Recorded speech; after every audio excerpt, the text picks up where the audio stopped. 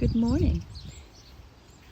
I'm at Magical Moon Farm in Marshfield, and I'm in the Garden of Hope. We're a 501(c) organization for children with cancer and other life-threatening conditions.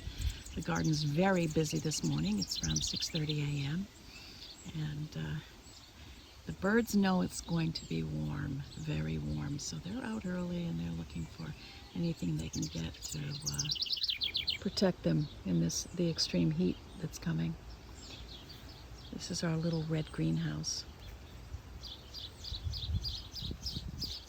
This is a nice crop of lavender that comes up every year here, and I'll probably come out very soon and snip the lavender before the heat so that we can save those for tea and cookies and all kinds of things, sleeping sachets. Lavender is an interesting herb. If it's too strong, it keeps you awake. It acts as a stimulant. But if you have just the right amount, you can put it in your pillowcase and help you sleep.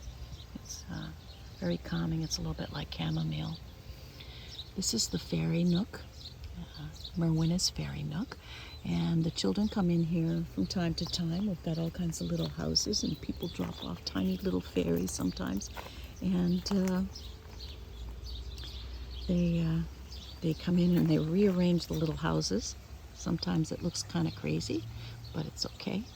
Crazy's good. And the children built this area. This is the reading nook. Again, the children made this. It's a perfect little safe sanctuary for any child that's looking for a little quiet peace. You might be able to hear the stream, the little waterfall behind these trees. It comes from a natural spring. Oh my goodness, there is a volunteer tulip tree here. Now, tulip trees, in the background you can see that giant tree. This is why we don't want this tulip tree here, because it is definitely out of the right neighborhood for it to grow and have any room, or for us to have any room. The wild raspberries are starting to pop up everywhere. Even a digitalis came up in the middle of them. Permaculture at its best. Just have a little breakfast.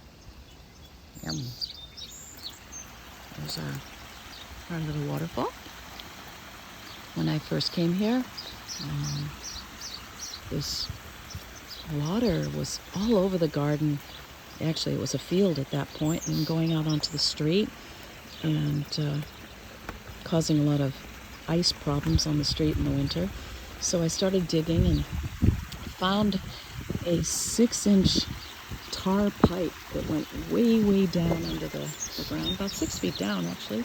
And I followed it, dug it by hand. It went all the way up into the back side of the property behind the barn, and I found an old well, and it's a natural spring that comes down and feeds our little quiet place here for the frogs and the koi and goldfish and people.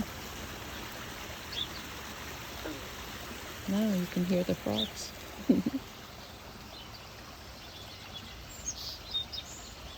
Have a wonderful week, everyone. Stay cool.